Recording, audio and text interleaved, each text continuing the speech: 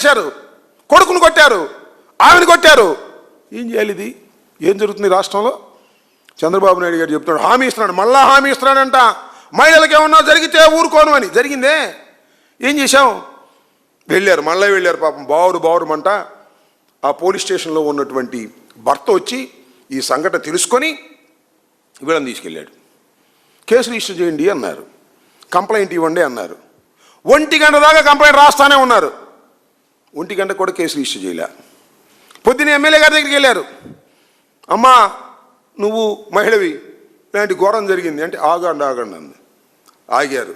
వాళ్ళని పిలిచారు, ట్రాన్స్జెండర్స్ తరఫున ఈ మూర్తిని అందరినీ పిలిచారు. పిలిచి కాంప్రమైజ్ పెట్టారు. కాలా. పంచాయతీ చేశారు. కాలా. కేసు రిజిస్టర్ అయిందా? కాలా. ఎందుకంటే ఎమ్మెల్యే గారు చెప్పింది కేసు రిజిస్టర్ చేయరు. చివరికి మధ్యాహ్నానికి అనుకుంటాను, మధ్యాహ్నానికో 11 గంటలకో రాజీ పడం పొమ్మంటే అప్పుడు కేసు నామినల్గా రిజిస్టర్ చేశారు. రిజిస్టర్ చేసి తల కింద పెట్టుకున్నారు. 8వ తారీఖున 16వ తారీఖున కేసు అయితే రిజిస్టర్ చేశారు. కనీసమైనటువంటి సెక్షన్లు కూడా సరిగా వేయకోకుండా కేసు రిజిస్టర్ చేసి తల కింద పెట్టుకు పడుకున్నారు. 16 అట్ట గడిచిపోయింది. 17వ తారీఖు ఆ నోట తెలిసింది. ఇంకో చిత్రమైన విషయం ఏంటంటే, అదృష్టం వాళ్ళ ఇంటి దగ్గర 2 కెమెరాలు ఉన్నాయి. నేను చూసి వచ్చా, నేను అమ్మాయి వెళ్ళి చూసి వచ్చాం. 2 కెమెరాలో రికార్డ్ అయింది మొత్తం. ఆ రికార్డుని తీసుకెళ్ళి చూపించారు. అమ్మో ఇది కొంప మునిగిపోయే వ్యవహారం, ఇంకేముంది, ఈ వైఎస్ఆర్సీపీ ఇంటర్ఫీర్ అయిపోద్ది, మహిళా సంఘాలు వచ్చేస్తాయి అని అప్పుడు మేలుకున్నారండి చంద్రబాబు నాయుడు గారును మన అక్కడ లోకల్ ఎమ్మెల్యే గారు. ఇది జరిగింది 15వ తారీఖున అయితే ఆమె దృష్టికి వస్తే 17వ తారీఖున ముందు జాగ్రత్త చర్యగా ఒక లెటర్ రిలీజ్ చేసింది పాపం ఎమ్మెల్యే గారు. వాడు మా పార్టీయే, వాడిని సస్పెండ్ చేసేస్తున్నాం, మహిళల మీద చేస్తే ఊరుకుంటావా? మరి అప్పుడు దాకా ఏం చేసాం? 15వ తారీఖు జరిగితే 16 కాముకున్నావు, 17 సాయంత్రం మాత్రం రిలీజ్ చేసింది. ఎక్కడో వచ్చి మీద పడిపోతుంది వ్యవహారం, సోషల్ మీడియాలో జరిగిపోతుంది. ఇక ఇది ప్రమాదాన్ని తెచ్చిపెడుతుంది అనేది అప్పుడు మాత్రం మేల్కొని ఈ కాగితం రిలీజ్ చేసి చేతులు దులిపేసుకుందాం అనేటువంటి ప్రయత్నం చేస్తున్నారు. ఎంత దారుణమైనటువంటి అంశం ఇది. గుంటూరులో రాజధాని కూతవేటు దూరంలో ఒక మహిళని తెలుగుదేశం పార్టీ కార్యకర్త, నాయకుడు డబ్బుల కోసం తగాదా పడి, లంచాల కోసం తగాదా పడి మహిళను వివస్త్ర చేస్తే 2 రోజుల వరకు మీరు యాక్షన్ తీసుకోలేదంటే ఈ ప్రభుత్వం ఏం చేస్తుందని అడుగుతా ఉన్నా. అప్పుడప్పుడు ఇక బయలుదేరి టకటకటక ఎక్కడో ప్రమాదం వచ్చేసింది. చంద్రబాబు నాయుడు గారు అందరికి చెబుతున్నాడంట. ఆయన నోటప్పుడు ఎందుకు వచ్చిందంటే ఇది కొంప మునిగిపోతుంది. పొద్దున్నే మేమందరం వెళ్తాం అనుకున్నాం. పొద్దున్నే 6 o'clockకి వెళ్ళి వారిని పరామర్శించాలనుకుంటే పోలీసు వారు వాళ్ళందరూ తీసుకెళ్ళిపోయి ఎంక్వైరీ అని అదేని ఇదేని మేము రాకుండా చేసేందుకు ప్రయత్నం చేసినా కూడా వాళ్ళు సాయంత్రానికి వచ్చారు. ఇందాక 2 గంటలకు మేము వెళ్ళాము, వారిని పరామర్శించాము, మొత్తం విషయాలు తెలుసుకున్నాము. అతి దారుణమైనటువంటి సంఘటన. ప్రభుత్వం సరిగా యాక్ట్ చేయలేదు. ఎమ్మెల్యే రాజీ చేయడానికి ప్రయత్నం చేసింది. ఎమ్మెల్యే రాజీ చేసే ప్రయత్నం జరుగుతుంది కాబట్టి అప్పుడు దాకా కేసు రిజిస్టర్ చేయకోకుండా ఎమ్మెల్యే గారు పోలీసులకు ఇన్స్ట్రక్ట్ చేసింది.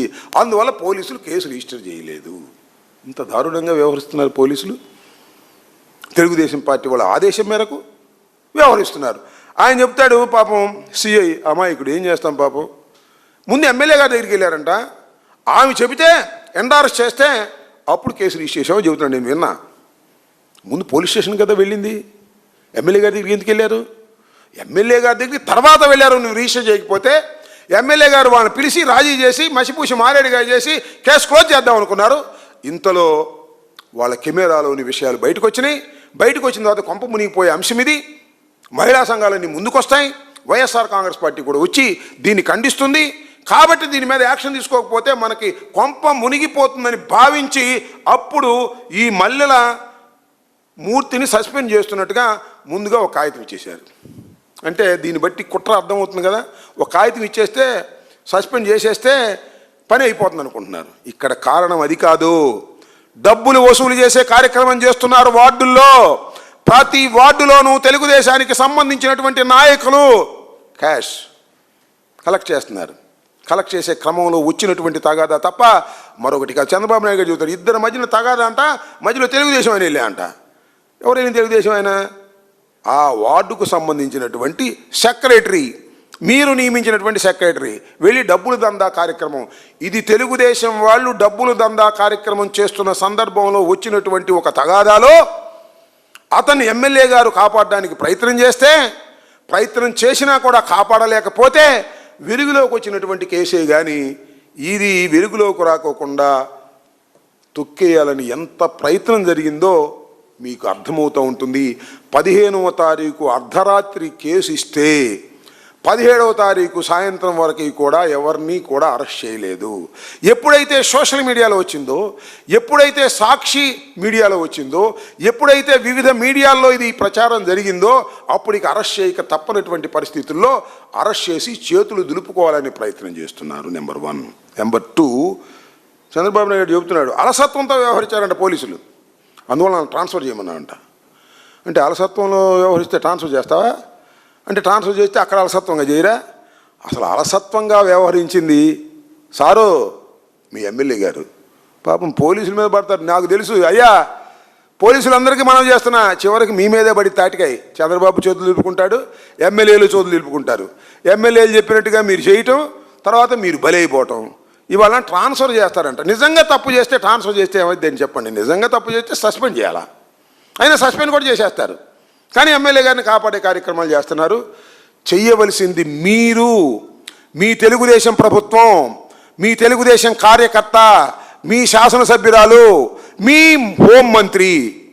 సరే సిగ్గుంటే నిజంగా నేను చెప్తున్నా, ఇవాళ జరుగుతున్నటువంటి సంఘటనలు ఏవైతే ఉన్నాయో, ఒక మహిళని వివస్త్రణ చేసి నడిబజార్లో చేసినటువంటి సంఘటన కానీ, సాయి కృష్ణ లాంటి ఒక వ్యక్తిని దారుణంగా లేకప్పులో చంపేసిన సంఘటన కానీ, అనేక చోట్ల పోలీసుల యొక్క ఇబ్బందితో ఆత్మహత్యలు చేసుకుంటున్న సందర్భాలు కానీ చూస్తే హోంమంత్రికి సిగ్గు శరం ఉంటే రాజీనామా చేసి వెళ్ళాలి. ఆమెకి సిగ్గు లేదు, శరం లేదు, రాజీనామా చేసే ప్రశ్న లేదు. దాన్ని పట్టుకుని ఏలాడుతూనే ఉంటుంది. ఏదేదో పిచ్చి పిచ్చిగా మాట్లాడేటువంటి కార్యక్రమాలు చేస్తున్నారు. ఇది చాలా దారుణమైన అంశం. చంద్రబాబు నాయుడు గారు కూడా ప్రజలకు అసత్యాలు చెప్పేటటువంటి స్థాయికి దిగజారిపోయాడు. ఇవాళ పోలీసు వ్యవస్థ ఎంత దారుణంగా ఉందో అని చెప్పడానికి ఇది ఒక తాజా ఉదాహరణ ఈ సందర్భంగా మనవి చేస్తున్నాను. ఈ కేసుని మసిబూసి మారేడుకాయ చేయాలని ప్రయత్నం చేస్తే సరే, బాధితులను ఏదో ఒత్తిడి చేస్తున్నారు. మీరు రాజీ పడండి, బయటికి రామాకండి. పాపం వాళ్ళు, నేను చూశాను ఇందాక, వాళ్ళు ఏమీ రాజీ పడేటటువంటి మనస్తత్వం కలిగిన వాళ్ళు కాదు. అయినా ఏదో ఒక ఒత్తిడి చేస్తారు. రాజీ పడినా వాస్తవాలు వాస్తవాలుగా ఉంటాయి. వాటి గురించి మేము సమాజంలో మాట్లాడుతూనే ఉంటాం. అవసరమైతే లీగల్ ఫైట్ కూడా చేస్తాం. ఇది దారుణమైనటువంటి అంశం. ఈ అంశం రాష్ట్రం ఒక్కసారి ఉలిక్కిపడినటువంటి అంశం.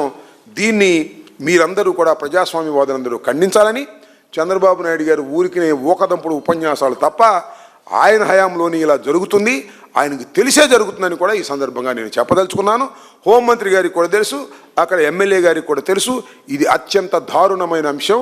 దీన్ని సక్రమంగా డీల్ చేయకపోతే ఎవరు సహించరని వైఎస్ఆర్ కాంగ్రెస్ పార్టీయే కాదు,